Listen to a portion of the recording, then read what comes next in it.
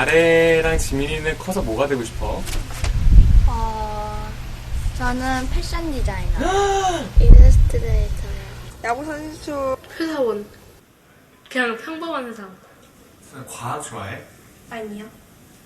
왜 안 좋아해? 과학이 너무 어려워요. 선생님은요, 저희 선생님 과제를 참 많이 내줘요. 그래서 정말 좋아요. 그러면 과학을 아예 학교에서 빼버리면 어떨까? 빼버리면 저는 좋죠?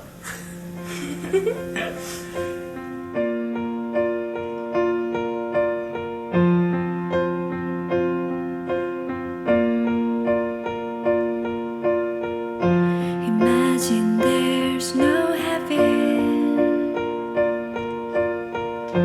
It's easy if you try. No hell below us. Above us only sky. Imagine all the people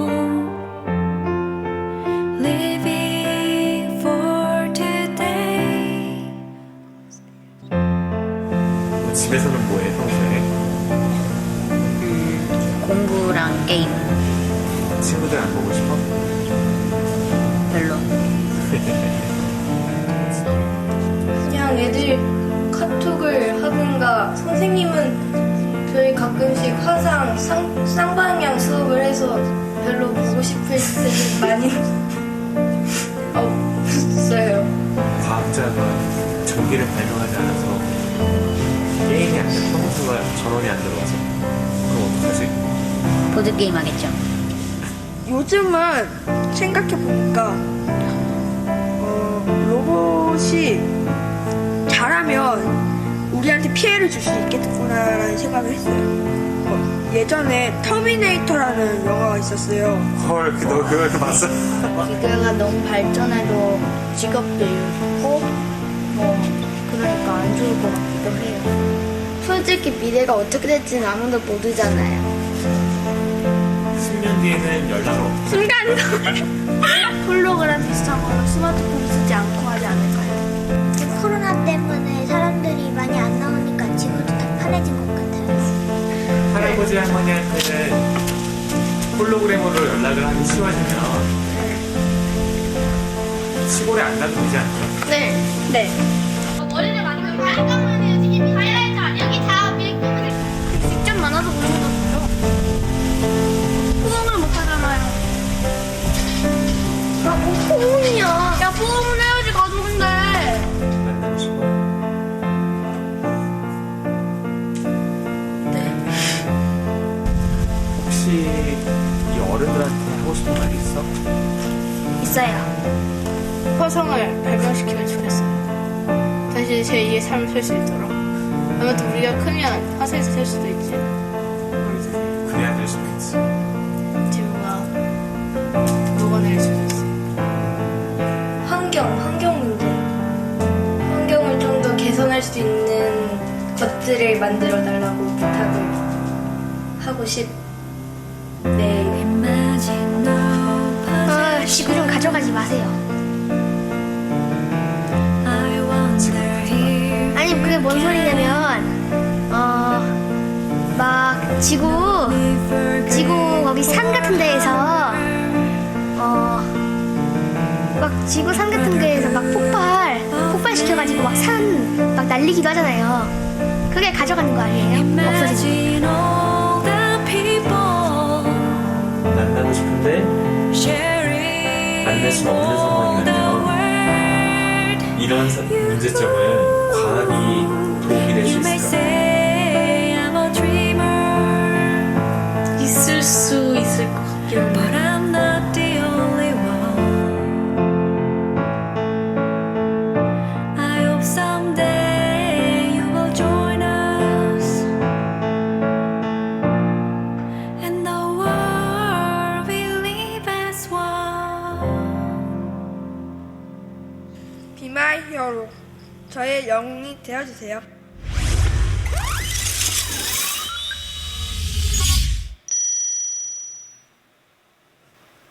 Good afternoon. We welcome you all again to the CAETS 2020 Symposium. For those of you who were not here yesterday, we will make an announcement again.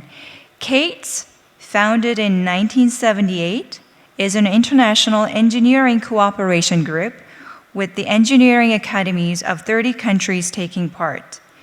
National Academy Engineering of Korea, NAEC, has been acting as a member of CAETS since 2000 and is hosting CAETS 2020 Symposium for the first time as a chair for the year 2020. My name is Yang and I'll be your MC today. It's a great pleasure to meet you all. CAETS 2020 is composed of a symposium and a general meeting, starting from the committee meeting on the 12th to the symposium on the 13th and 14th, and concluding with the general meeting on the 15th. Today is day 3 of CAETS 2020, and the symposium will continue to take place.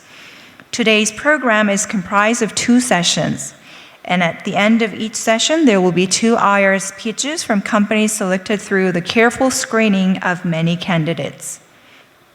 CAETS 2020 Symposium is streaming live on YouTube, so if you have any queries during the session, please leave your questions in the YouTube chat at any time.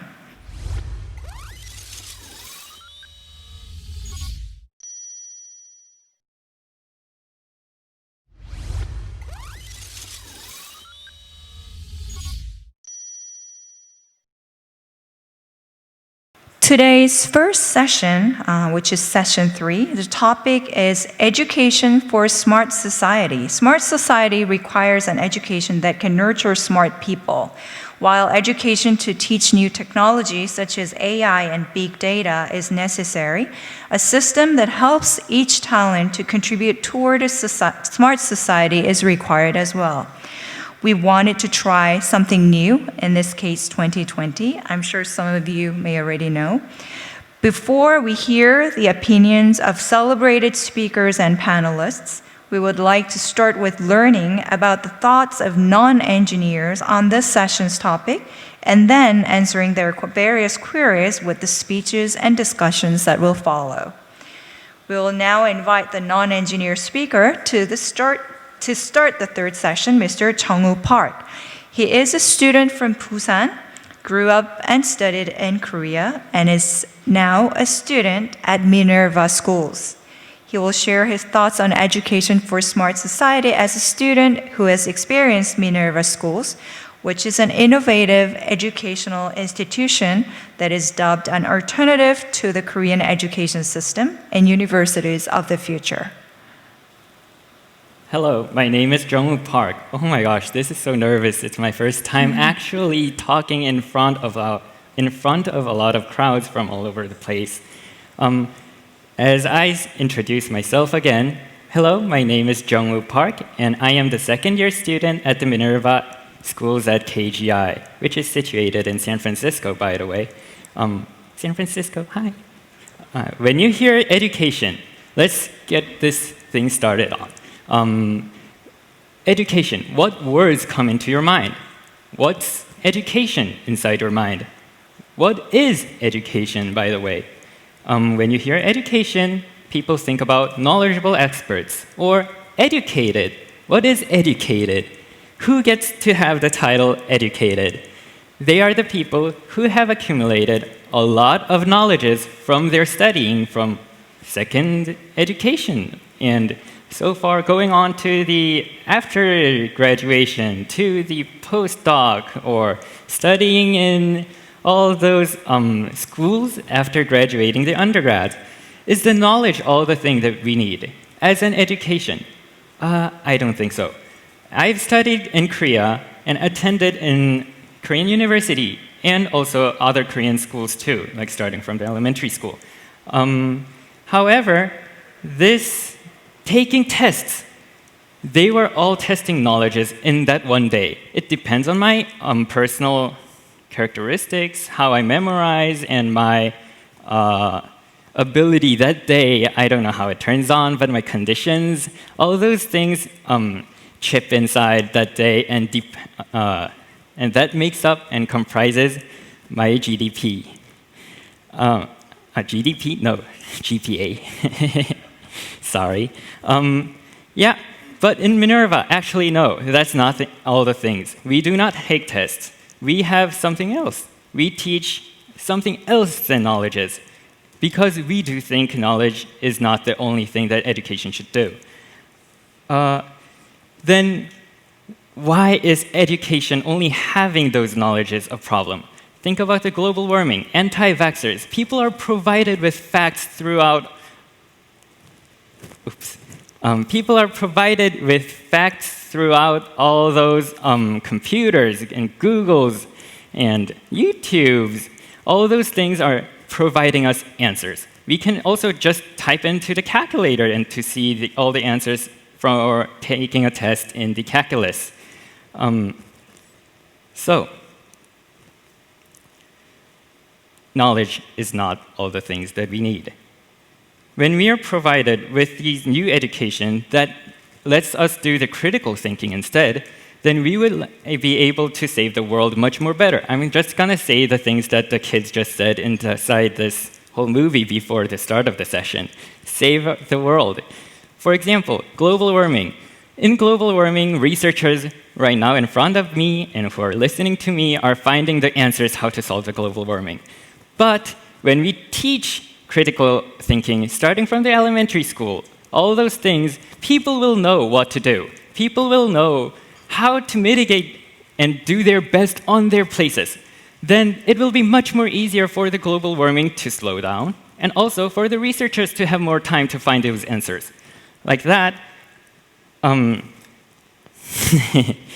the new definition of critical thinking, and by that, in the education inside, with that, the tackling the global issues will be much easier as people will find diverse answers throughout the time. By saving education, be our hero to our generations with your help, and also be the hero to the next generation too. Education should change from now on. Thank you very much. Thank you very much, Mr. Park, for your insightful and inspiring speech. So now we'll introduce someone who could give answer to these issues. Professor Munil, the moderator of session 3. Let me introduce Professor Munil. Professor Munil is President-elect of Korean Society of Engineering Education, ex-senior vice president of Yonsei University, and currently a professor in the Department of Chemical Engineering at Yonsei University. I'll now hand over the microphone to Mr. Moon. Thank you, Jeong, for your nice introduction. Thank you. Well, Mr. Park, please come back here again. It was excellent talk. You raised many various issues on the university. And let me ask you one quick question. Okay, Yeah. Suppose that you were president of the university, and then is there anything that you would like to change? Yeah, Just for quick sure. answer, please. Yeah. It's a really interesting situation that's always in my mind to think about. But as a student's perspective, not as a knowledgeable expert, I would like to actually abolish all the tests and find something else to determine how the student is working on. Because student by itself, they do endure and take tests and do all the things, but only by the test scores. And defining us with the test scores, I don't think that's a good criteria to do, even though there will be some correlations between. Yeah. Thank you. Yeah, very nice. Yeah, Thank you very much. Well, we'll get back this issue in our question and answer sessions. Well, good afternoon in Korea. Good evening, good morning, everyone over the world. Welcome to session 3, Education for Smart Society. Yesterday, we discussed a lot about in session 1 in energy, session 2 in hyperlink. And then the whole theme of this CAETS 2020 is smart society. And in this session, session 3, we'll discuss the most important thing about the engineering education, people, what to teach, how to teach, what is the best practice for teaching and learning systems. if there's any. So, in common with other sessions, we'll start with talks from 3 speakers, 15 minutes for each, and followed by 3 panelists, 7 minutes for each. And then finally, we'll have the discussion sessions, which everybody is invited to submit questions. Well, in line with our goal for diverse input, our speakers and panelists range as far afield as Korea, Finland, China, New Zealand, and Switzerland. Well, I apologize for the change in order of speakers. The first and the third speaker will be placed. Now, I'd like to invite our first speaker, Dr. Jian Wang from Alibaba's group. Jian Wang, are you online? Yes, I'm online. Okay, thank you for participating here. Yeah, we changed it because you were very busy today. So, well, let me introduce you very briefly first, and then, well, Dr. Jian Wang is TSC, chairman of Alibaba's Group Technology Committee. He received his PhD degree in engineering at Hangzhou University and has been a psychology professor in Hangzhou University and Zhejiang University. Well, Hangzhou University is a very nice lake, West Lake. It's a beautiful place. Yeah. Okay, yes. yeah. On top of this, he founded Yanqi Cloud Town in Hangzhou, China, helping to give young people a unique environment in which to innovate and start companies. He also founded Shulang Town, I hope the pronunciation is not so bad, in Yuqi, to promote the integration of manufacturing and the internet. He is also one of the founders of Alibaba Cloud. In 2014, China Central Television nominated him as one of the top 10 nationwide science and technology innovators of the year. Well, today, he would like to share his vision on how technology education should be different in the upcoming smart society. Well, Dr. Wang, you got 15 minutes, please. Okay, thank you. Thank you for your introduction. So I'm Jian. I'm not really the person to do the study, to the research on education, but I do want to share my personal experience, and my personal experience is really about education and innovation. So it's basically my personal experience.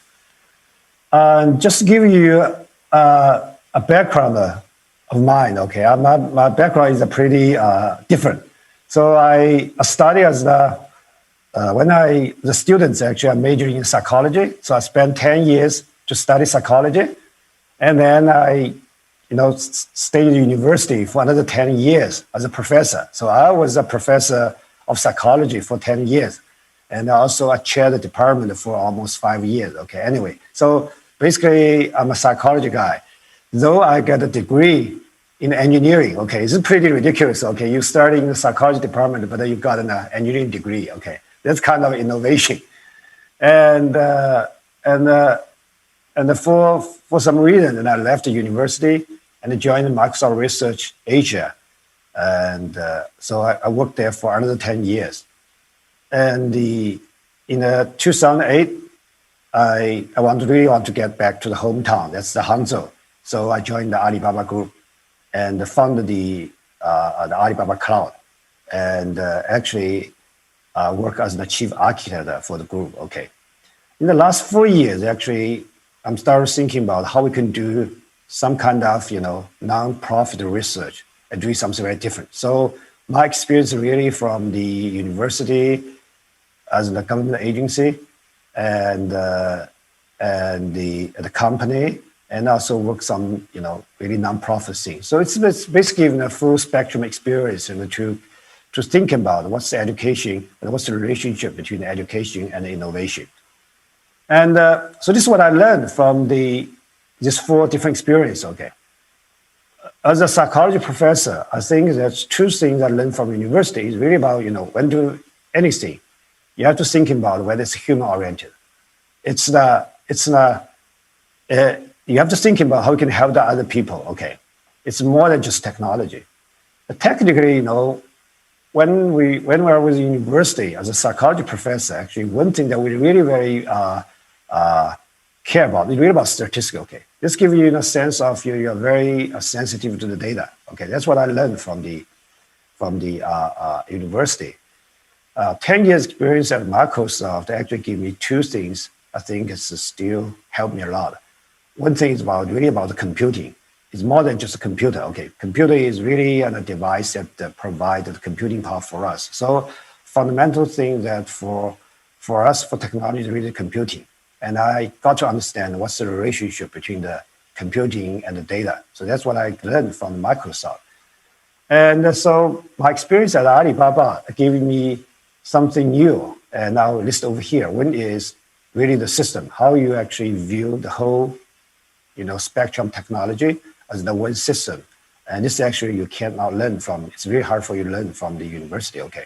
And also certainly when I founded Alibaba Cloud, it's a company. So entrepreneur is kind of something that actually I started to learn after I joined the Alibaba. And the things is getting quite, you know, challenging when I start thinking about how can do some kind of nonprofit research and doing something different. So that actually helped me thinking about whether we can ask a different question and whether we can organize doing things very differently. Okay, so this kind of for spectrum, the things I learned with my experience. And so the challenge is really about the education. At least from my experience, actually, the truth. Okay, what is there? You know, when you're thinking about a smart society or in a digital era, and you can realize actually new scientific and research field, they are not actually in the current education system. You know, the most of the thing you really cannot learn from the current system. That's kind of a very big change, you know, actually, particularly for me. If you see that actually all the work have been done, actually, I would say the most of it actually learned after I left the university. I'm not saying that actually university doesn't teach me something, but I really say, okay, in terms of the knowledge system, and a lot of things have been changed, okay. The second challenge is really about the interdisciplinary, which is a real challenge, okay. If you see in the real world, and a real world question never be just a single field question, okay. A real world question is really about, you know, discipline questions, okay. It's cross discipline. So that's probably two of the challenges we have to think about, you know, in a smart society. When you're talking about education and you're talking about the innovation, the most innovation in a real world would require the new knowledge, and also means you have to integrate all the different skills, okay. Excuse me. So this I want to put out, you know, use an example that I'm working on as an example to clarify what I said before, okay. So this is the picture I took in the London street, okay, on a street in London. And this is very traditional. It's a good question, but it's a traditional question. So what you can see on the screen, they ask the question, you know, about clean water, okay. And if you see the picture, it's really interesting. You know, on your left side is 2 barrels of water, and it basically says, okay, in the northern Ethiopia, every family actually has 2 barrels of water every day. Okay, that's basically what it said. And also, it's a dirty water. But on your left side, it's about 16. It's about the 17 barrels of water, and basically it means actually in London, you know, in the UK, and every family, you know, consumed 17 barrels of water every day. And I think the whole theme is really about clean water. Okay, we need to care about the people. They lack the clean water. So that's the clean water is the question that people ask. Okay, but if you're thinking about it, we look at a picture, and we definitely should ask, can we ask a different question? And actually the question more than just the clean water, and then more than the clean water is just one of the challenges we have, okay? So So when I initiated the project, actually before that, and ask a very different question. I mean, the question actually really is, thinking about the 2 barrels of water and 70 barrels of water. And the question is, how many barrels of water we really need for every family per day? Nobody actually really think about this question, okay? It is the 4 barrels of water, it is 6 or 8. So I always said if the 6 is enough and then makes 17 barrels of water cleaner, it's still waste of the resource we have on the planet, okay? So how many resources we really need for all the activity we have on our planet is the question we are not really thinking about our daily work, okay? So that's why I initiated the project in China. But before that project, I just want to show you some data, reminding us, we always can ask a different question. So this is the data we have in Hangzhou, and that's my hometown. So in Hangzhou, we have about 3 million registered cars, okay? I'm not sure how much in the Seoul, okay? It must be much bigger than that. And why this data is important? Because around the world, people use this number to think about the problem of traffic. And more directly, people think about the traffic problem is coming from directly from this registered car. That's 3 million. That's 3 million in Hangzhou. And I ask just a very straightforward, question. Instead of, thinking about numbers of registered cars, and I ask, how many cars on the street at a particular moment, okay? It's a very simple question. Instead of thinking about how many registered cars we have for the city, we just ask how many cars on the street at this moment. And the number is actually blow me away, okay? That's actually 24 hours a number on the street of Hangzhou. That basically means, okay, and at a particular moment, we never exceed 300,000 cars on the street, okay? And on average, in a regular time, it's only like 200,000 cars on the street. So this is about 10% of the registered car for us. So thinking about to solve the problem of 3 million cars, use much more resource than you solve a problem for the 300 million cars. Okay, so that's look at the data, and if you think about the real problem, you can ask a very different question. Okay, so that's why I initiated a city brain project in Hangzhou, and because it's a public problem, and so that's why I use that.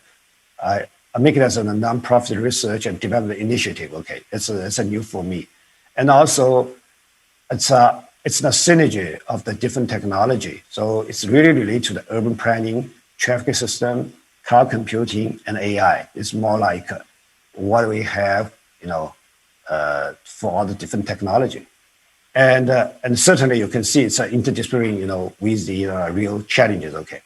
And also with good vision and a goodwill that make sure that our city is more sustainable for development, with less consumption of the resource, and that basically means it is a green city. So ask a different question, and that we probably never know before in our textbook, could help us really think about what can do something more creative and do more innovation.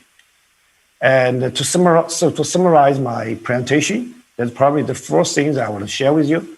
The first is really, new research field means ask a different question and a fundamental question.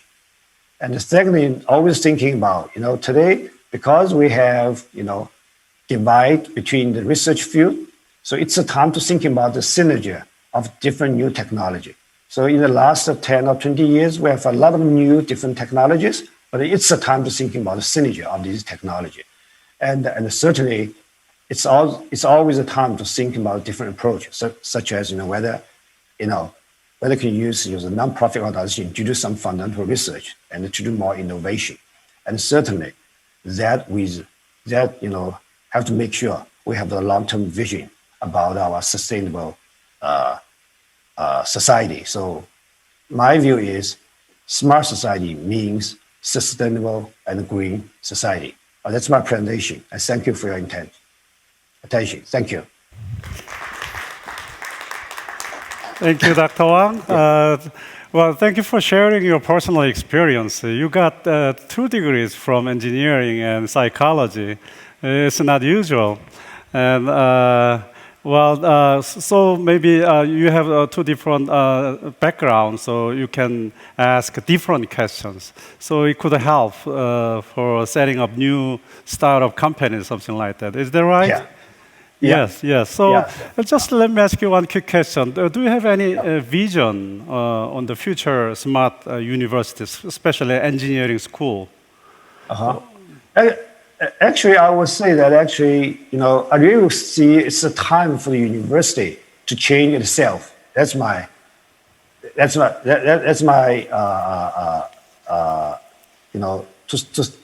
to make sure that it's thinking about it. So I would say in the future of the university, it's really about to bring the new question and technology into university. So today, people were thinking about the university isn't a place to create new knowledge, but I would say we are creating new knowledge, but with the old framework. Okay, so it's time to think about what kind of new framework we could bring into the university, so we can create more knowledge. Okay, and for the education system. To have to build the future smart society. So that's so a new framework it might be needs for the university. So that's thank you very much, Dr. Wang. Thank you for your time, very valuable time. Can you come back? I know I heard you are very tight schedule today, and can you come back during the Q&A session? I will be back because it's not really my tight schedule because we miscalculated the time difference. Okay. All right. We saw that the event start with 1 hour later, so I have another hour's meeting before that. So it's not really all right, I already put my time, but we miscalculated the time zone. Okay, I'm sorry for that. Thank you very much. Try your best to join again. Thank you. Bye. Thank you. Bye. Well, let me introduce the next speaker from Finland. Well, Professor Ainomija Haarla, ex-chairman of the Finland Academy of Engineering. Are you online, Professor Haarla? Yes, I am here. Hi, how are you? It's early in the morning, I guess. Yes, it is, but very well, thank you. All right. Let me introduce you very briefly. In the past, she worked as the CEO and president of Technology Academy Finland, a national engineering academy with the links between industry and governmental organizations and the scientific community, as well as a member of CAETS. Among her many activities, she has worked recently as a professor of corporate entrepreneurship at Aalto University in Finland. One of her innovations was to add entrepreneurial elements to the traditional engineering curriculum at bachelor's, master's, and doctoral levels. In other words, developing engineering education beyond these curriculum boundaries. The title of our talk today is Engineering Education for Future Smart Society. Dr. Haarla, it's all yours. Thank you very much. Dear audience, there present and online, good afternoon. There in Asia and good morning in Europe. It's my great pleasure and honor to share my learnings and thoughts on engineering education for smart society. The content of this presentation represents my own views. It's largely based on several years teaching experience in the Aalto University, in its School of Chemical Engineering, School of Business, and School of Art Design and Architecture.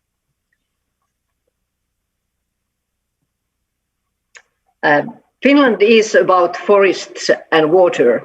Wood biomass is the most important raw material we have, and it's available in increasing amounts due to good forest management practices. I will be focusing in my presentation on engineering education. what the smart society will require in particular. I will first give my definition to smart society for background, move then to basic beliefs and key features. I won't use very much time on those while we heard very broadly describe these areas already yesterday. Towards the end of my presentation, I will share my worries what might happen to us human beings in this data-dominated, hyperlinked world, and finally discuss ethical issues, what our move to smart society has raised. I think that the smart society is the one that successfully harnesses the potential of digital technology and connected devices, as well as the use of digital networks to improve people's lives. It's the society where the connectivity is a key. I think the challenge we face when speaking about smart society for general audience is its complexity. We should take the term down to the earth, define it in practical, actionable, and focused outcomes, at the same time sharing some simple, well-known examples.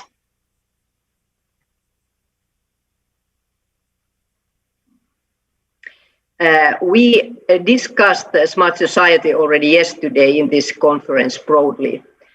I want only to remind you about some basic beliefs here next. So many of the present challenges can be solved by using Internet of Things, big data, artificial intelligence, and robotics.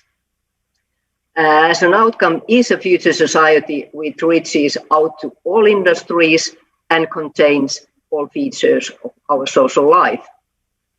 This will naturally require data sharing, new ways to organize activities, and the use of new technologies. Improved understanding of human-to-human and human-to-machine interaction will be a necessity for producing more intelligent services. Machines can't yet evaluate such questions as what's next, what if, so what.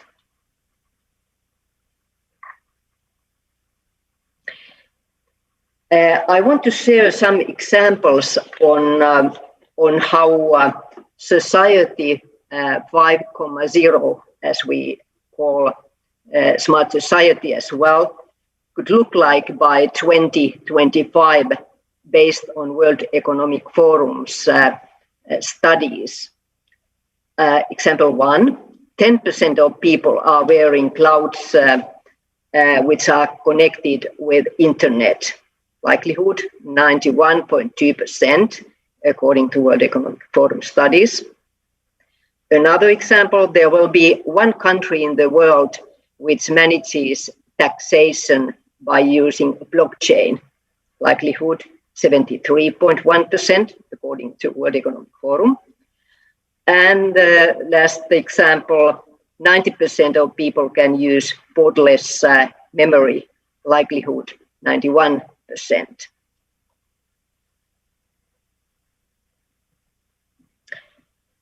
The former editor of the Wired magazine, Mr. Kevin Kelly, has expressed, I think, this very well. If we raced against the computer, we would lose. This is a race with machines. So the responsibility is finally in our own hands. I collected to this slide some words describing smart society. Smart society is based on a myriad of data collected from all of us all the time in different ways. And hyperconnectivity, not only between technologies, but also between people. Collaboration, co-creation, and sharing are the very common words.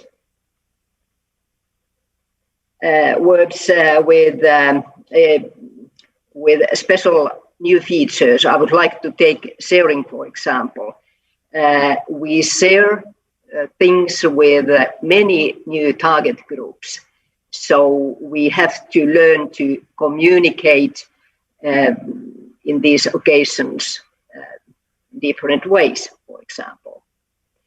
Engagement, that is typical for smart society. We speak a lot about citizens' engagement in different planning projects, for example, in Finnish communities and municipalities.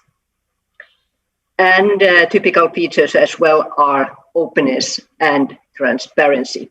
I will come back to these themes later in my presentation. So this will be a society where everybody will be simultaneously both a producer and a consumer.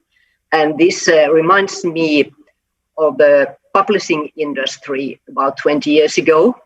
I worked with that industry, and at the time when each of us became a publisher and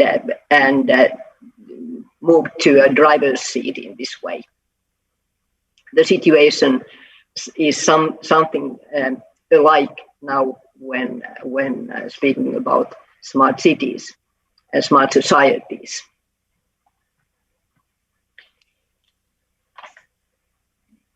New technologies are emerging in different corners of society and for different needs with different maturity levels.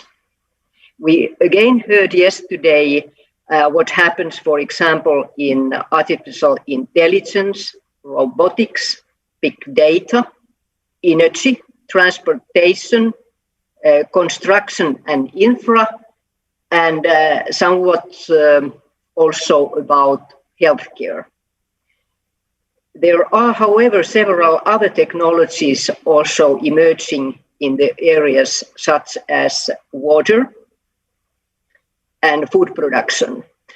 I can take one example regarding water. We have in Finland a startup company specialized on making drinkable water out of seawater by using renewable energy, so solar panels, one example. And if we take an example for food production, I think vertical farming with new solutions is one solution, and what can be done also in smart cities on the roofs and different places. And another another example from that area could be different new developments in the area of plant-based protein food. But technologies are finally only the means to get to smart society.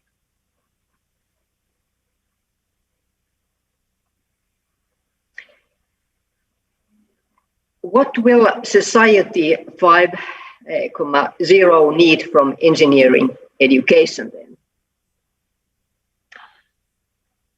First, I definitely believe that there will be a need for more engineers in the future. And we have to make sure that STEM subjects are studied at the schools enough, also by girls, and including physics and chemistry. Novel technical solutions are needed to solve grand challenges of humankind. Following skills and capabilities will be increasingly needed in smart society, I think. Understanding of data-driven, interlinked, and integrated systems, So computational modeling and simulation skills are much valued and needed in the future, I think. Analytical skills and logical thinking and reasoning. But that's not at all enough. We need also communication and presentation skills. We engineers tend to explain new groundbreaking solutions in a too complicated manner using specific vocabulary, which, for example, general public cannot understand. Good if the fellow students can understand that.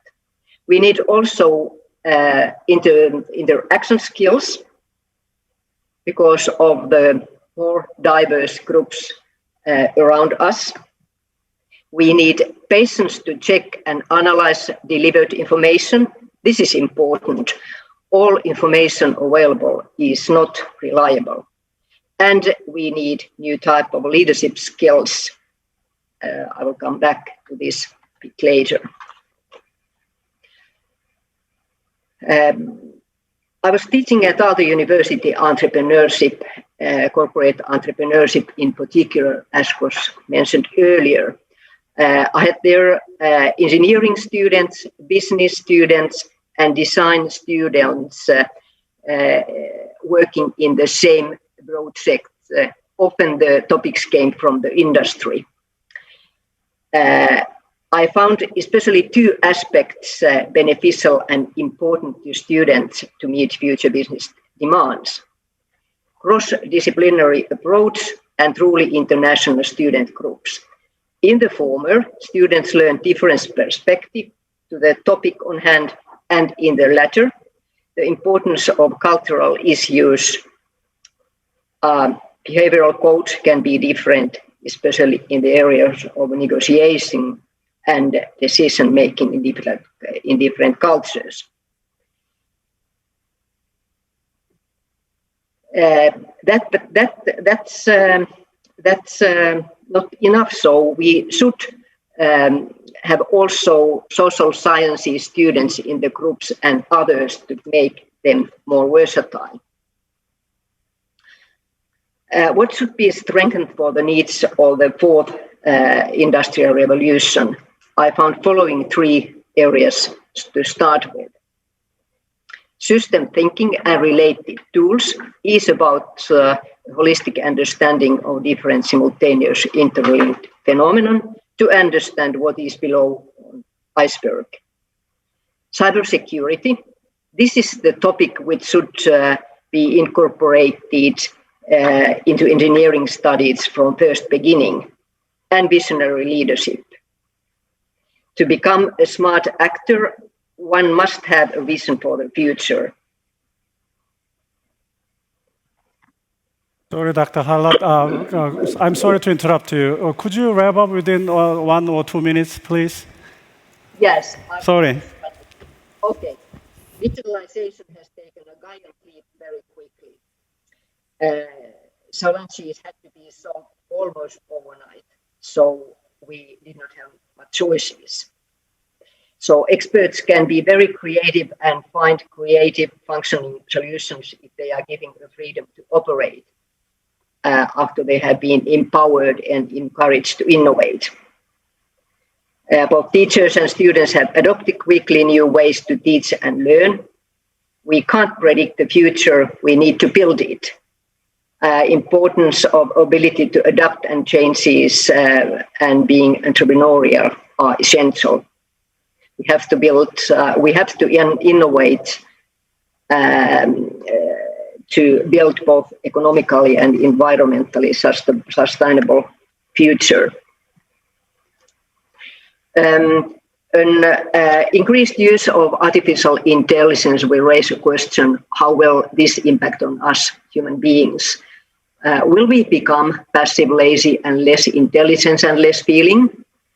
I think, or hopefully not. Interaction between people can't be fully replaced by machines. To build trust, we need face-to-face meetings. Thomas Jefferson gave this statement, which you can become familiar through the material. Big data has created a number of ethical issues. Data is continuously collected from us. When technological capabilities grow and Internet of Things finally connects everything, the quantity of new risks continues rising. In the digital world, the use of power can be invisible and blurred. And privacy is another issue I'm worried about, basic human right. Increased transparency is called for. Use data should be able to check and test. What about creating and establishing global standards? Ethical principles and values must be in place. Ethical governance is essential to building trust in data-nominated world. Here I also propose that what about establishing an ethical code of conduct, as we have code of conduct in business and governance. So I want to leave you with these 3 laws of robotics created by Isaac Asimov already 70 years ago. Thank you very much. It has been my pleasure to share these views today. Thank you very much. Well, thank you for introducing us various methodology on engineering education, especially for the Society 5.0. Well, Dr. Haarla, you raised a very interesting topic of the COVID-19. We'll get back this issue during the Q&A time, okay? Please stay on the line, all right? Well, let's move on to the next speaker. CEO Enuma, Dr. Sooin Lee. Hi, Sooin, how are you? I cannot hear you. Hello. Okay. Can you hear me well? Can you say hello in Korean to everybody? 안녕하세요. Are you in California? I'm sorry, the mic, you turn on the mic. Okay, yeah. I guess it's very late at night, right? Yes, it's almost 11 o'clock p.m. Okay. Let me introduce you very briefly. Well, CEO Sooin Lee founded Enuma, a company whose goal is to help all children, including those with special needs or that lack access to resources, to become independent learners. In 2019, the company won the Global Learning X Prize for developing their Kid School application, an integrated education tool for children in developing countries. This comes on top of the attention the company has already received in 2014 for their math education app, Todo or Math. In 2017, it reached number 1 in Apple's App Store charts, and worldwide exceeded 7 million downloads. It's amazing, 7 million. In addition, the CEO Sooin Lee was selected as the fellow by the Ashoka Foundation in recognition of value as a social innovation entrepreneur for her contributions in building accessible quality education solutions to children around the world. Well, recently, she was also selected as one of the 2020 social innovators by the famous Shuba Foundation. Congratulations. Well, for our session today, she has prepared a talk about better education for all. Please, it's all yours. Hello, nice to meet you, everyone, through online. I just want to correct one thing. I'm not doctor. I believe that I'm the only one who just majored in art to have an honor to speak in this conference. Today, I will discuss about the importance of teaching basic literacy, numeracy, and digital literacy for all learners. And I will just explain that how important this issue is and how digital education can help to achieve this big goal for all learners to learn. It's a UN Sustainable Development Goal for education. ensure inclusive and equitable quality education, and promote lifelong learning opportunity for all. So it sounds so, we just already know that education is important and inclusive education is good, but the number in the word 2020 is very different from some people actually understand about the status of the word. It is education statistics in Tanzania. So around 30% of learners actually move to early secondary or post-secondary education, but 70% of learners are staying in primary school education. Some are out of school, and some children, even though they graduated from the primary school, couldn't achieve the literacy and mathematics in basic proficiency level. So teach how to learn for those learners are really important, but education technology actually failed to prove any learning gain for basic learning level in developing countries for last 30 years. We call it education crisis even before 2020. There are still 264 million out-of-school learners in the world, and the world needs 80 million more teachers to teach them well. And people call that there is a 100-year gap between schools. So this is a photo from Uganda. There is a school in rural area where there is no enough textbooks and qualified teacher, while some wealthy children in urban area access to the quality education as high standard as all of other learners in the world. And this is still a tip of iceberg. UNESCO said that there are more than 600 million children who doesn't achieve minimum proficiency level in reading and mathematics.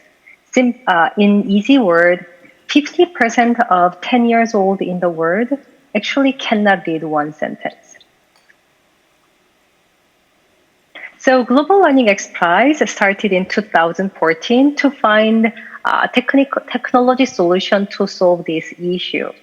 After many failures with distributing hardware in developing countries, some people finally realized the importance of the software that designed especially for children in developing countries situation.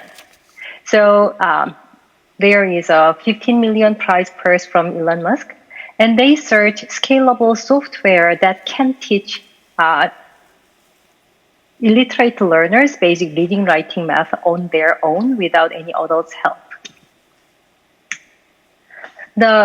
After 15 months of field test that started in 2007 winter and finished in 2019 early February, the five finalist software actually demonstrate very meaningful learning outcome together.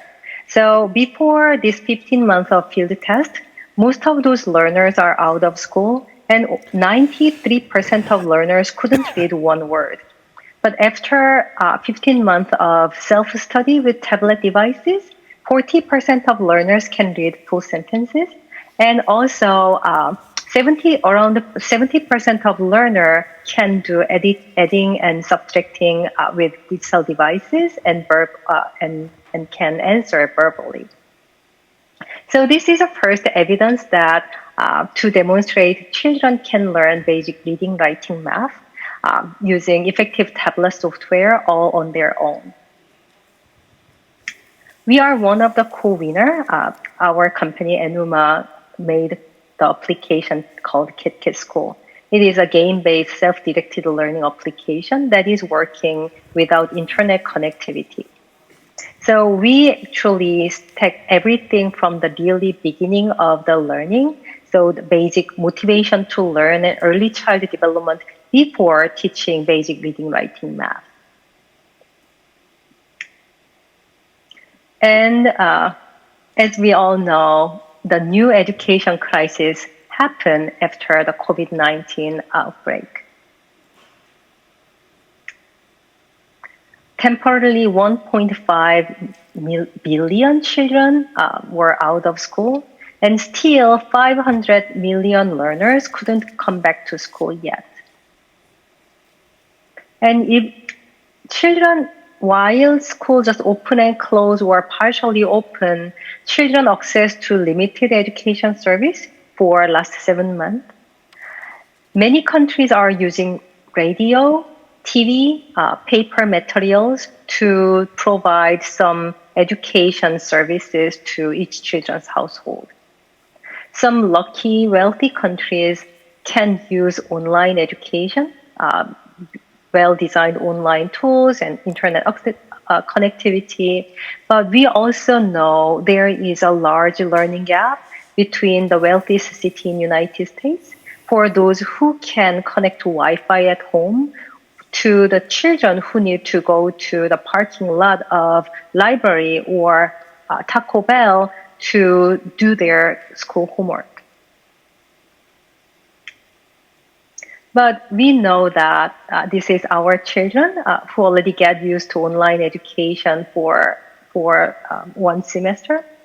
We know that this is a beginning of new digital natives, and this online education will stay even after the COVID-19 outbreak, and will just continuously innovate to the future.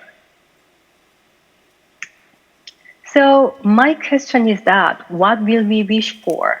So we already heard all the great smart society, high education, university education, engineering education.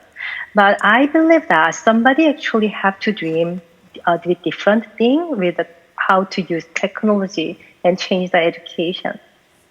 The goal of education is maximize human capital of next generation. And many people believe that in the year of 2050, 30 years later, 70% of the world working population will be from Africa and Asia, from developing countries. So if we want to enjoy the services and innovations and the outcome of education, we have to invest the accessibility of education for those in developing countries or who couldn't get access to quality education right now. What technology can do? We believe that it can distribute the highest quality content for all, for those who are in Silicon Valley in a really wealthy household, to those who are in developing countries, rural area, who couldn't meet any qualified teacher around their area. This is a picture of children in Tanzania playing kiddie school while their school closed because of the COVID-19. These children wash their hands with sanitizer and come and quietly play with their tablet devices and sanitize it before they leave. However, with that way, those children actually can keep learning for last 5 months while the school closed. And we can reach all those 2,064,000 out-of-school learners by leveraging this digital technology. Last year, with a collaboration with NGO IRC, we opened a pop-up school in Rohingya refugee camp in Bangladesh. Among these 1 million learners, nobody can speak English, but because of many political reasons, the society decided to teach English as an academic language for their learners. There is no school, there is no teacher. So those children come to village houses or community center to learn the new language and the concept of math from the tablet devices.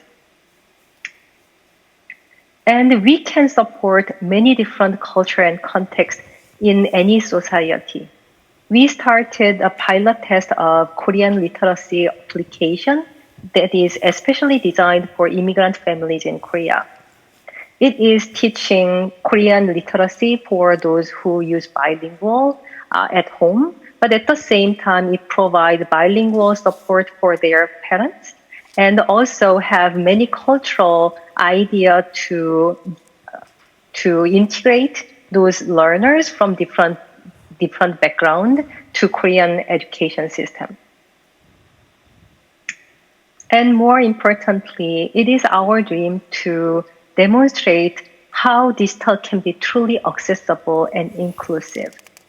We know many of our smart devices like iPhone and Google Android device has many great accessibility features.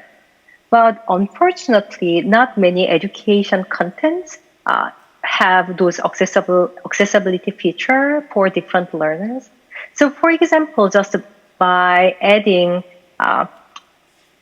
sign language subtitle mode, we can actually make all those literacy systems be fully inclusive for children with hearing loss. Just by adding subtitle to any videos and raising the contrast, we can make many struggling learners have better chance to achieve their education goal.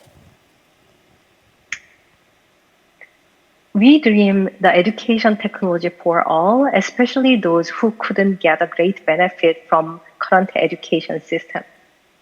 We hope that we can teach basic math, literacy, digital literacy to all learners, including out-of-school learners and adults who are illiterate. And when we discuss about 21st century learning, coding education, critical thinking, we hope that all children in the world can access to this knowledge as well, with the same chance, with the same intensity. And we believe that we must make all education technology accessible to children with special needs. But during last 8 years of journey, we realized that some children are especially lucky just by speaking certain languages. If they are using Korean or English or maybe Finland language or Chinese language, there is enough engineers who can design beautiful software on their own language for their own community. But this is not always true for many nations. So if we can provide the quality education software with every academic language around the world, we can achieve our goal to help all learners to access to quality education. That is the end of my speech. Thank you very much.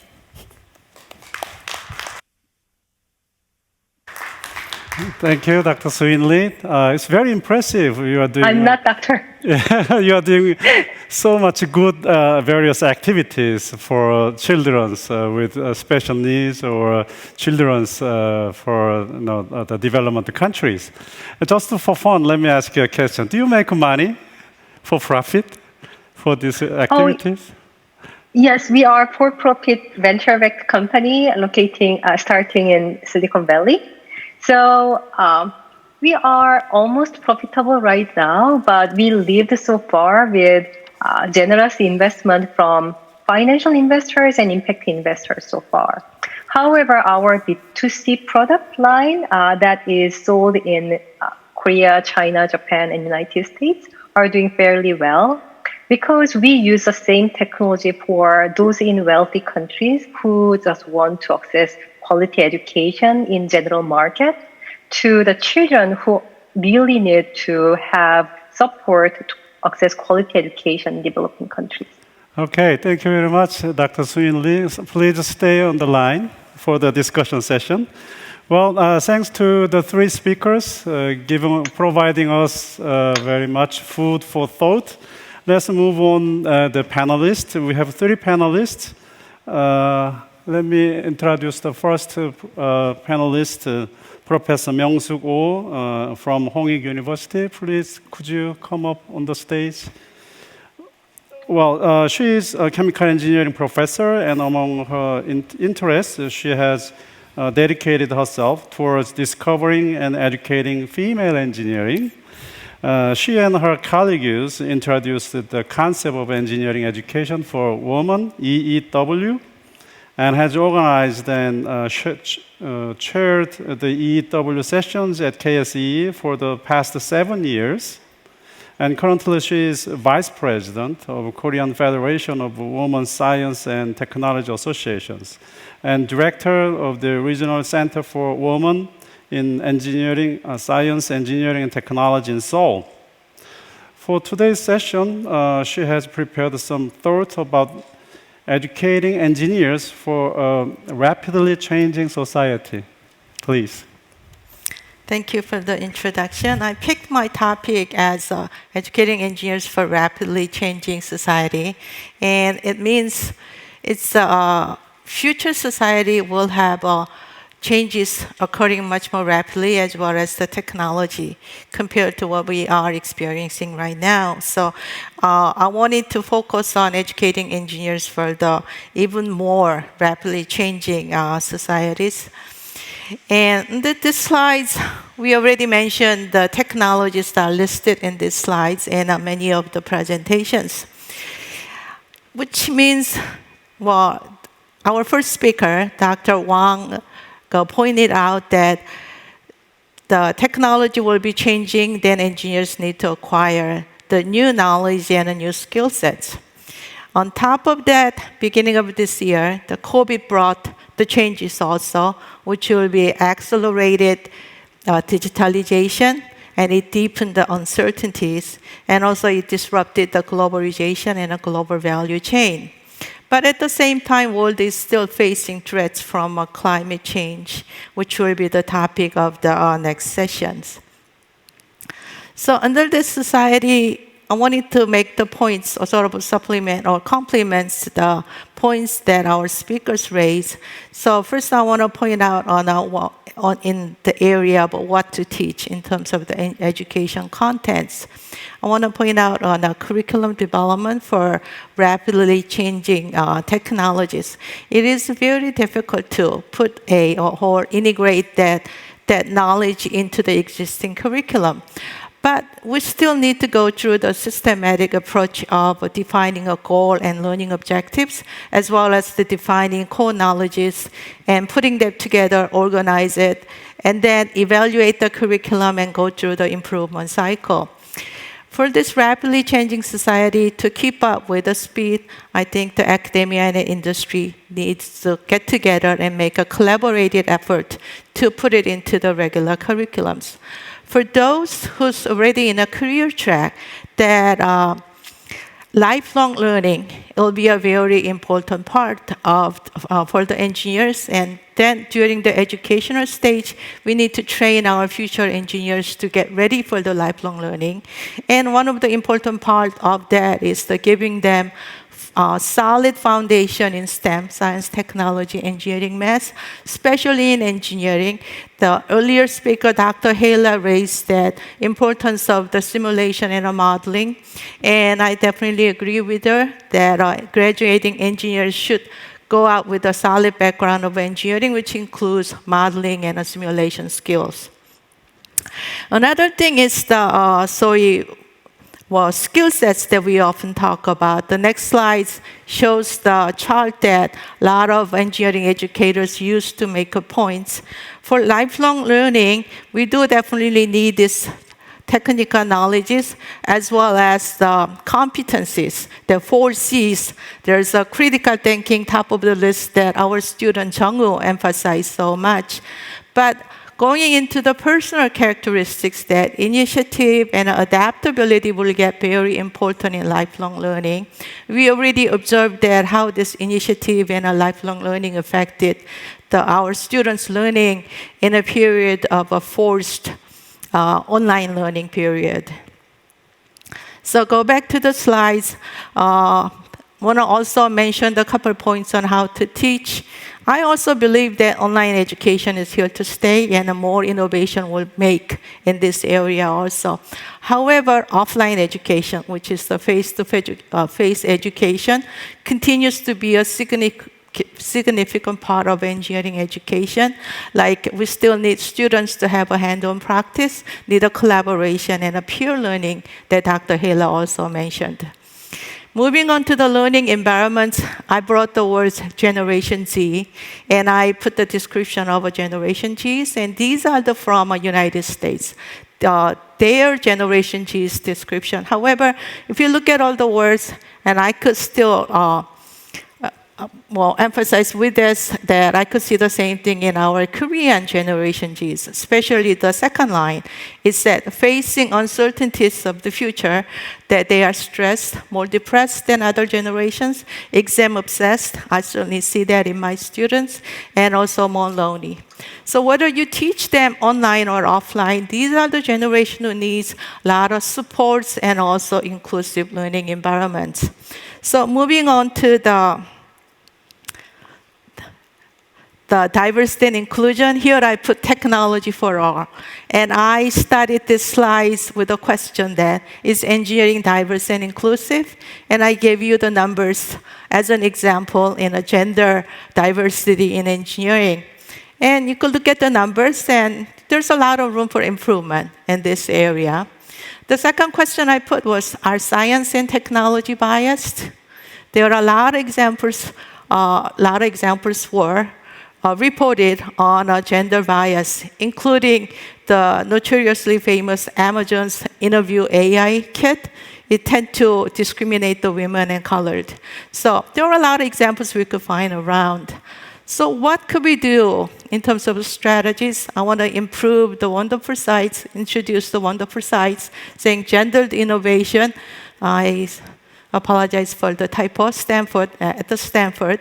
And I borrowed their strategies to emphasize. It says increase participation, change the organization. So structural changes are needed. And third is integrate diversity analysis into the research and technology development from the very beginning, initial stage. For example, you want to develop the interviewing AI, put a lot of data for the females. And these are the things they were pointing out. Diversity and inclusion must be implemented from the educational stage. And there are a lot of good practices reported throughout the world, and we need to learn from each other. And I'm sure CAETS could do an important role playing improving diversity and inclusion in the engineering area. Thank you. Thank you. Thank you very much, Professor. I'm done, right? Yeah. Come back later for the Q&A session. Well, you raised many important issues like lifelong learning and the diversity and inclusion. We'll come back with these issues at the Q&A sessions. Well, the next panelist is Geoff Chase from New Zealand. Are you there? Okay. He's chair professor at the University of Canterbury, and he's a designer of the university's mechatronics, bioengineering, and the medical engineering programs. He's also actively engaged in developing new approaches to sustainability, sustainably change delivery of education to better meet student needs. For our session today, he has prepared remarks about education for and in the fourth industrial revolution.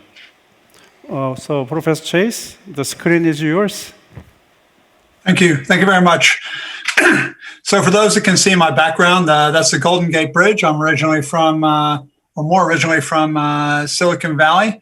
I have done swimming races across and underneath that bridge. So that's a statement about I might not be the best person to educate or to comment on education for being smart. So with that, let me leap in. Let's talk about, I think I'll just brief through because people have talked about the fourth industrial revolution. I want to keep it brief and fast. There are many definitions about this fourth industrial revolution, but predominantly it's about this Internet of Things, hyper connectivity, increasingly automated digital sharing and personal sharing is increasingly complex, both technologically as well as socially. It's a fundamental change then in the way we live, work, and relate to one another. I am still perhaps young at heart, but I'm increasingly at odds with many of the young people that come to university and how they see and relate to the world. So these things create, a huge promise of technology and, of course, the two-sided sword, huge potential peril. It's an opportunity to help everyone or to hurt everyone by harnessing converging technologies. So I would say many of the problems that we face as a society, we face in engineering education and education as a whole, are driven by advanced technologies and understanding, and particularly, these technologies which are already very little understood by broad swaths of people in every society. They use these technologies blithely, they do not understand them, and that's probably the first start of misunderstanding and the need for better education. So smart society. So I have my own definition. I think it's not too different than what's been talked out, but I would say they could be characterized, emphasis on the could, technologically, scientifically, mathematically, and culturally literate, adaptable to change, able to learn rapidly, more equal, where education is widely and evenly distributed. And I think we heard a great talk from Sooin Lee, who is not a doctor, but there's enough academics here, we could probably find an honorary doctorate for you. That was excellent. With subsequent opportunity equally distributed, and that is one of the biggest challenges facing many developed societies, is increasingly unequal access to opportunity, which often starts at its root in increasingly unequal access to the quality of education. More capable and more productive, from wealth to culture, in terms of capable and productive, better able to integrate all these things to benefit society in measurable part by optimizing and best utilizing their human capacity. So in a world of increasing tech, how do we actually optimize and use education to help people increase and maximize their human capacity so that we rule the tech rather than the tech rules us? So education in my world is a foundation technology to enable these things, not an end-all in and of itself. How do we assure that that outcome is achieved? I think, we can talk about the need for productivity. Education, it's already one of the least productive sectors. It hasn't changed. Equal to my starting comment about not being smart in my swimming, I also work in biomedicine predominantly, and medicine has changed almost as little, if not less, than education over the last 40 years, and it too struggles with a productivity problem. How do we deliver increasingly high quality education in increasingly less time with increasingly fewer people so that it is increasingly affordable to everyone? We've seen some great talks again about that. Rapid technological change has not been well reflected in how education is delivered or the content it currently delivers. My children are in high school at the moment, and they're learning very much the same things that I learned a mere, and I hate to say this out loud, 40 years ago.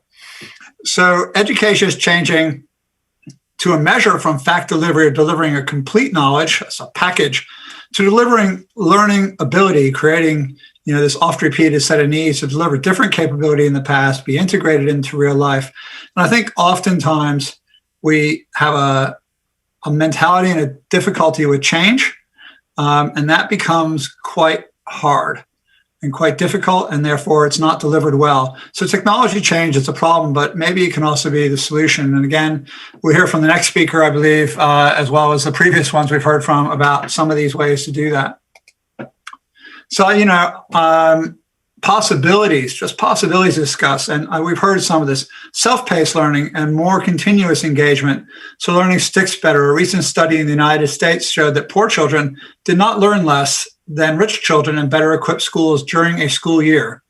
However, the rich kids over summer, they had enrichment opportunities, they went to zoos, they went to museums, where poorer children did not have these opportunities. So actually, they lost more over the summer. And that the interesting outcome was that it was a little bit less about how well they were taught and a little bit more about how much they'd lost. Continuous learning. Perhaps how do we maintain that growth in these children? It's a fantastically sort of contrarian outcome. Incomplete education, could that be a thing where learning is driven by need and interest? We see this already with Coursera and Udacity. And some online learning professionals take it up and learn what they need, but do not take the whole course. Focus on goal outcomes. There are risks in all of these: risk of disengagement, increased variability across cohorts, risks of critical gaps in capability, incomplete understanding. There's nothing worse than knowing enough to get yourself in trouble. Online only, hybrid. There are already Khan Academy, Coursera, Audacity, many others, and we're hearing more and more. I would point out that my youngest son learned how to read at the age of 3.5 because he wanted to keep up with his brother, and I had an iPad with a little app on it. AI-driven, personalized, So you learn at your own pace, software to optimize learning for the individual. The teacher becomes the operator or the supervisor, but that significantly changes the role of teaching. And what I've observed with similar issues in medicine is that people get into these roles because they like the way the role is now. And facing change, that becomes very difficult to implement. So will it work equally for all? Radical change is hard, and it impacts uptake. So questions, and I put that really in conclusions in the absence of clear answers. So I'm full of questions and I have no clear answers. And that goes back to maybe my ability to comment. But I've highlighted some words in here. Is it what we teach or how we teach it? Does a human need to be in the loop? Is stand and deliver? Is there always someone there? Always, often, never? And for which children or for which students, which engineering students? Education has long been cohort-based. You march through, you learn blocks together in cohorts. And this makes it productive to deliver to large groups at a time. And it doesn't work it works for the central children, and bright kids are always bright. But for the kids at the outside, particularly with learning difficulties, they are left behind. How can we personalize education? Medicine, by the way, has much the same struggles with change, technology, and personalization. And like education, it desperately needs it. How do you structure something that at least seems like it will be increasingly fluid and unstructured? We have this love of structure as human beings to ensure that we get the right education. How will we do that when it becomes increasingly unstructured? Should it become so? What do we really need to know? And let's contrast that. What is the cost of what we decide we do not need to know? So what do we need to know? What do we think we can leave behind? How much will we learn versus how much will we learn how to learn? And this is a huge debate, I'm sure. Well, I know that is at least in my university in New Zealand. Can we do it equitably? And we've heard some very good talks, just the one before me on this. In my university, 60 to 70% of our women, female undergraduate engineering students come from single-sex high schools. In New Zealand, we still have single-sex public education, not for everyone, but for about 12% of students. And yet that 12% of high school women provides 60% of our engineering students at the University of Canterbury. Why is that? A simple answer might be that they learn science differently or learn science differently in a different environment. When we talk about personalizing and changing education, these are things that we want to do and do well so that we have equal opportunity for all. Should we just stay in school longer? It's always the answer when you can point to a government and say, you should fund us more. It's not usually answered with, yes, we will. We live longer. Can we seriously squeeze in more? And I'll end with 35 years ago, I was finishing my undergraduate education in an era when one got an engineering degree, one then went to work for a very large company that employed you for a lifetime, in my case, General Motors. Our engineering professors are telling us, you will have 3 or 4 careers. You will always be learning. And we thought, this is horrible. I didn't come here to learn this. I came here to get an education, to get a good job that would take care of me for life. This was 1985.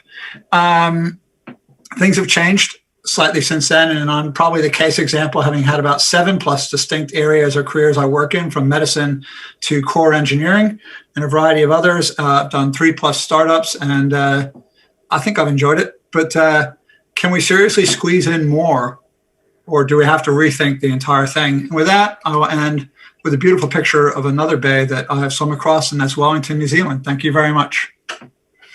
Thank you, Professor Chase. Well, you gave us a lot of more questions to discuss. Thank you. Well, let's move on to the last panelist today. Comes from Switzerland. She is Cristina Riesen, CEO of Educreators Foundation. Hi, Cristina, are you there? Good morning from Switzerland. Yes, I am. Yes, it's morning. Here is the evening. Okay, in the afternoon, sorry. Educators Foundation is a non-profit organization that supports digital education for innovation in education. She's a pioneer and entrepreneur in the digital education field, and is directing her efforts on projects in AI education, utilizing digital innovation in education and nurturing of instructors. She's the former general manager for Evernote in Europe, and the Middle East and Africa. Actually, I use Evernote. I really like it. Thank you. Great. Good to hear. Right. She's a EMS.com graduate and also a certified Hasso Platinum Design Thinking Professional with more than 10 years experience in communications, international business development, and high-impact entrepreneurship. With that introduction, I now invite her to finish up our panelist session with prepared remarks. Please. Thank you very much. Hello, everybody. It is a pleasure to be here. Thank you so much for the invitation. As we've heard from all our speakers before, there is no doubt we have already entered a new world of education. And the pandemic has forced a radical shift in this field. And I would say, because I'm on the optimistic side of things, more than ever, we now have a unique opportunity to make high-quality education accessible, inclusive, and effective. In this new world of education, there is an increased need to rally international, interdisciplinary networks of agile co-creators. I would say that participatory design is needed so that we can explore and experiment with new models for the creation of learning and teaching resources on one hand, and the creation of new inspiring learning spaces on the other. What we observe in our projects at the Foundation every day is that in order to accelerate innovation in education, we need to bring together interdisciplinary communities, innovative pedagogies, a maker mindset, and data-driven emerging education technologies. And this is not easy. It requires a lot of letting go of the fear of failing and a lot of courage to basically open new paths. With 20% of the world's population becoming online learners overnight, online-first pedagogy becomes almost normalized for many universities and schools as we speak. Therefore, I would say it is no overstatement that in the new world of education, we can expect digital learning to be as fundamental to the future as air is for breathing. The use of personalized adaptive technologies, especially when paired with course redesign, is already showing in many cases. Arizona State University is just one example, especially in higher education, is showing to be very positive already. The introduction of AI-powered education technologies allows the role of educators to evolve. And this is moving away from content delivery in the form of lectures and more towards the roles of leaders and of coaches, making way to what we could define as active learning moments or teachable learning experiences. And to build on what Professor Chase said before, we are definitely moving towards this lifelong learning journey. Smart, dynamic, adaptive systems make this change possible through the use of big data. These data-driven education technologies provide students with bespoke, personalized instructional resources, and they provide educators with real-time assessment, making them more informed learning coaches and advisors. This is an extraordinary development. And this can open new doors in making these personalized learning journeys, lifelong learning journeys, incredibly powerful. Big data has this huge potential to support educational institutions and the students themselves by providing effective teaching and learning, because at the end of the day, of course, we want learning to be effective. And when we speak of using big data in education, one of the critical issues arising, and this has been mentioned today, is that of data privacy.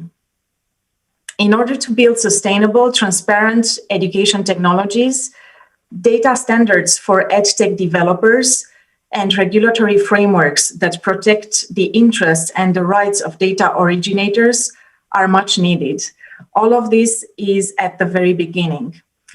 On one hand, learners should be enabled to have an overview and to maintain control over the data they create over time in their learning journey. And on the other, edtech developers should be able to use the general information that this data carries so that they can build more effective learning tools and systems. Finding solutions to all these challenges and answers to all the questions that Professor Chase shared with us before requires a lot of work and international collaboration. So on my side, I look very much forward to staying in touch with you and shaping together the future of education in a smart society. Thank you very much. Well, thank you, Cristina, Riesen. Thank you for all the panelists. We'll just move on to the Q&A session quickly. Well, while preparing the chairs here, let me ask one question to all the speakers and panelists, because Professor Haarla raised a very hot issue, COVID-19. And then, what kind of impact will COVID-19 have on engineering education? Well, anybody can say about this? Who want to? Okay. I could speak briefly. I think it's been mentioned, Dr. Haarla mentioned, others have. COVID-19, like any major emergency, is an accelerator. So it drives change. I've been offering, for example, simple flipped summer classes for a number of years, kind of counter to maybe the wishes of my colleagues. Now they're all offering online classes. And of course, sudden change is always very hard. It's an accelerator that drives that change. I think that things like that are good sometimes. Not that a pandemic is good for driving change, but they have a negative effect that they drive change rapidly. And that usually leads to more mistakes. I can empathize with what Cristina Riesen said, Dr. Riesen, concerning the courage to try things out and the risk of failing. When you do it under pressure with short timelines and inadequate preparation, or at least self-preparation, the risk of failure goes up. We see this in my field of engineering medicine a lot. So COVID-19 is an accelerator, and those changes probably, despite some people's wishes perhaps, will not revert back quickly. Dr. Haarla, could you like to say just quickly? Thank you very much for this comment. Exactly what happened. So the existing phenomenon were speeded up after COVID, after we had to adapt our systems to a new reality. So I think when moving to more online teaching, we have to make some quite fundamental changes to the design of the courses and teaching methods. So we also made many errors, learned from them, and after this COVID period is over, I think it's wise to come back to the basic issues and start to design courses for the new reality. Okay, thank you very much. Well, unfortunately, we are running out of time. We have just 7 minutes. So, however, I'd like to get one quick question from the floor here. Just a quick question, quick answers. After then, everybody make just 30 seconds concluding remarks, okay? Be prepared for the speakers and panelists. Well, here, would you please raise your hand for the quick question? Yes, please. Yeah. Yes, please identify yourself. Yes, Professor Moon. I'm Jian at Gyeonggi University, and my major is Science and Technology Policies, which is slightly different from the people here. Well, it's a quick question. Professor Oh, you mentioned that about the higher ratio of women engineering students in Korea, and I see that the number is slightly higher than English-speaking countries. Why is that the case? Well, we're making continuous effort to recruit female students into engineering. So I think this is one of the reasons too. Another thing is the job also. The engineering is known for the better chance of getting a job in industry. So that is also the driving factor. But if you look at actual numbers, even though it's only 25%, and in natural sciences, it's over 50% women there. But in actual numbers, because the enrollment quota in engineering is so large, right now we have more women in STEM field is choosing engineering over science. So, well, I think it's a good sign, and we hope to see more engineers making career into actual engineering industries. Yes. Thank you. Interesting. Thank you. Well, thank you. Thank you very much. For the final remarks, starting from Cristina, Riesen, are you ready for 30 seconds? Yes, I'm super ready. So I would make a plea and ask all the participants in the conference to stay in touch. It is by sharing emerging good practice and really collaborating together, exchanging on an ongoing basis, that we can actually make sure that we take education to the next level. Excellent. Professor Geoff Chase. Thank you very much. I think a lot of the issues we've discussed today, I have seen a lot in my career in terms of trying to transform areas of medical care. And I think that the two big things I would say to take away are both courage or lack of fear of failure, and understanding that failure isn't failure, it's merely another step in the process of moving forward to something better. Thank you. Professor Ainomija Haarla. Thank you. I have heard very interesting practices during this conference, and I would like to exchange the best practices for the new reality in educating engineers for the future demands. Thank you. CEO Sooin Lee. Yes, I learned a lot today.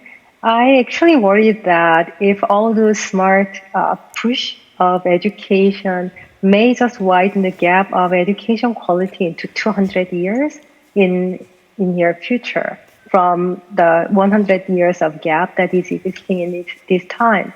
So I hope that when we discuss about the future of education, always think about those who doesn't include it in that smart society, and just use and have a really strong intention and commitment to share the outcome of technology innovation to those who are living on the earth together. Great. Professor Oh. Well, among many things happened with the COVID-19, I started to see engineering faculties talk about engineering education. So I want to take this momentum forward and hoping to see the engineering faculties take active parts in innovating engineering education. And also I want to re-emphasize the importance of the supportive and an inclusive engineering education environments. Thank you very much. Thank you very much for all the speakers and panelists for your active participations. And I'm sorry to push you in time. Let me conclude this session, Education for a Smart Society. I think it's safe to say that the future smart society will need the right people, and that we need to train such people, especially engineers. Of course, we need to teach new technologies such as artificial intelligence, big data, and Internet of Things. More importantly, we need to develop a new education system so that each person's unique set of talents can contribute to this smart society, especially for the future.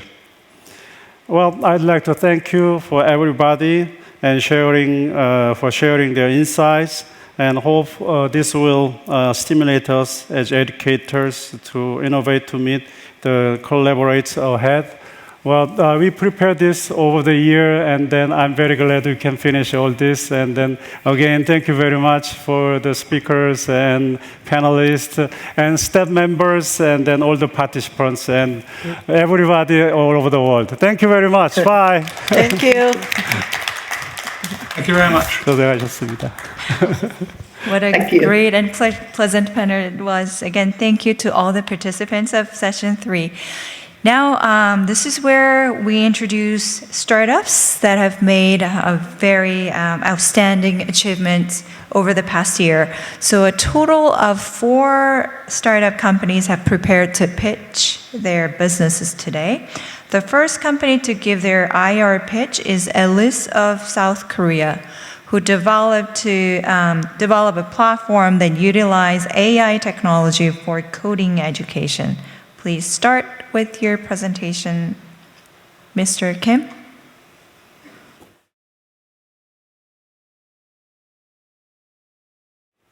Hi, I'm Jeong. It's an honor to pitch our startup, Elice, here in the event. Elice is an interactive and data-driven programming learning platform. So we started with the problem of, just like the last panel, there are a lot of demands for computing jobs, especially the software engineers. And according to the U.S. Bureau of Labor, there's much need for computing job than the computer science students projected to complete. So we surely need to solve the education problem. Korea is same. Korean governments and a lot of ministries have pushed their initiatives to teach software engineers. But since I was a TA for computer science 101 and a lot of different computer science courses, I know there are lots of problems with the computer science education. So the 3 problems that we defined are the access, feedback, and the low completion. So first of all, the access is that when you go to the computing labs, there are limited computers for students. Even if they bring their own laptops or computers, it's different environments, so the TAs or educators have difficulties understanding the problems of students, whether it's from the environment issues or whether it's from the code itself. So it's really hard to access students' code and give proper feedback. Because of these 2 problems, the completion rate is very low, and obviously the grade for the computer science course is the lowest out of all courses in universities. So we try to find this solution for these 3 problems. So first of all, we want to provide the live programming environments that's ready for anywhere and anytime. Provide the feedback with the shared live programming environments. And finally, we give a lot of help to complete more students to pass the course. So in the main features are we provide the all-in-one LMS system that's specific for the computer science, but it can be used for other courses as well. The main features obviously is the live programming. We built this live programming for 5 years, and it's not that easy. It's obviously have lots of difficulties making this virtual environments not hackable and it's scalable as well. Based on that environment, we provide the AI-assisted dashboard. Basically, we can see all the macro and micro level of students' progress, and we can give detailed information about students' progress and whether they need help or not. Finally, we provide the mobile apps to extend our accessibility of our platform. So the progress so far is that our platform has about like more than 65 hours of learning time. Basically, that's way much higher than the traditional LMS, where it only provides the PDF or videos.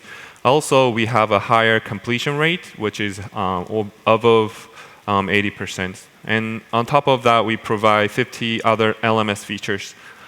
Finally, we build contents on top of our platform. So we built a lot of computer science programming language courses, including Python, R, C, Java, all the languages that you can think of. We build these courses because there are not many excellent courses, so we built that, and now universities or IT companies are using our courses to teach computer science. Finally, when you have platform and content, you have students' data. We have a lot of students' data, whether when they logged in, how many times they tried, what are the errors that students got. So we have those data to analyze students' progress, and we finally give feedback. With this kind of solution, we provide this to multiple organizations because each organization has different means of operation. So we provide each organization for different domains and their own needs. So what we're trying to do is to scale the completion rate. We're trying to make the e-learning platform to actually teach and extend not just the accessibility, but actually completion rate. A lot of MOOCs or a lot of online courses have issues with this. So a lot of IT companies are using this. So we are a group of PhD students for AI labs, and we are trying to apply AI to CS education. Thank you. Thank you, Jeong, for your nice presentation and good luck. The next company is from Uruguay, actually from the opposite part of the world. It's called Parconier. This company is performing engineering education using robotics kits, and they have sent us a video, so let's watch it together.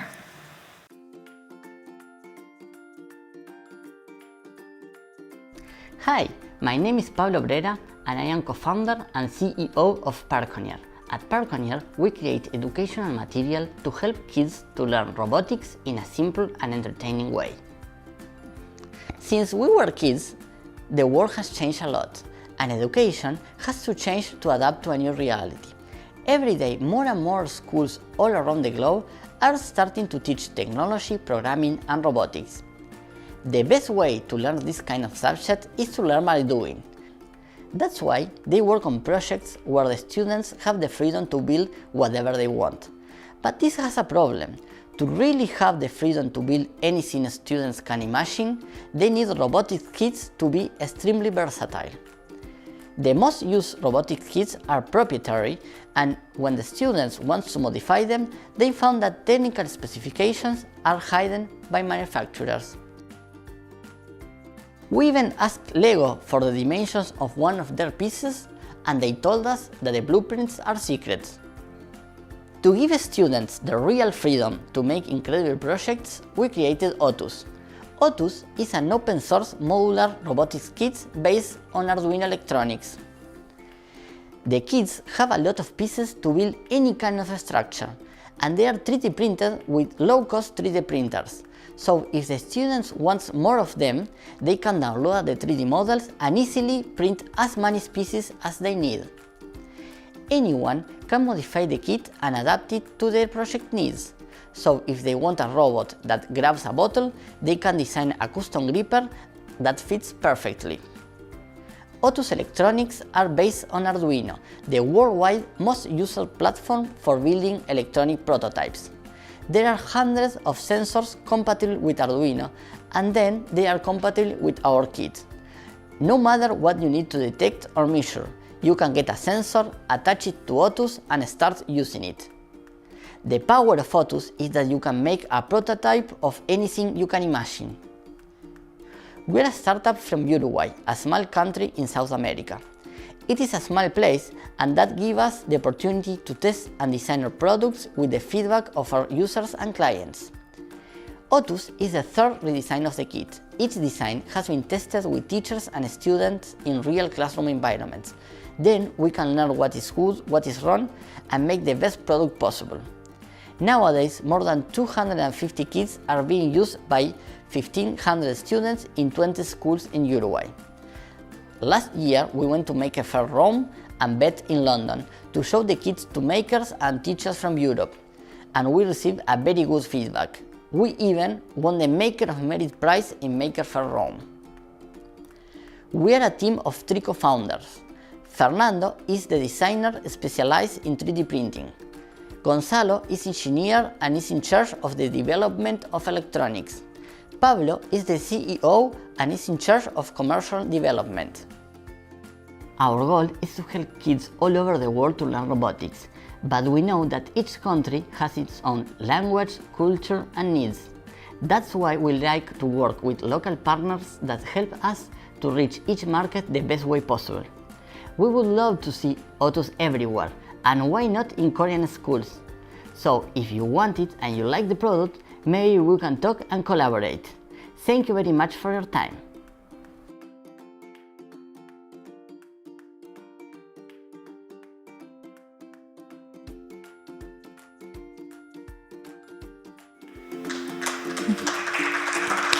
So that was Parconier from Uruguay. Thank you so much for sharing with us your values and visions. This marks the end of the session 3, Education for a Smart Society, and we will resume session 4 at 4 p.m. So now we will have about 10-minute break, and see you soon.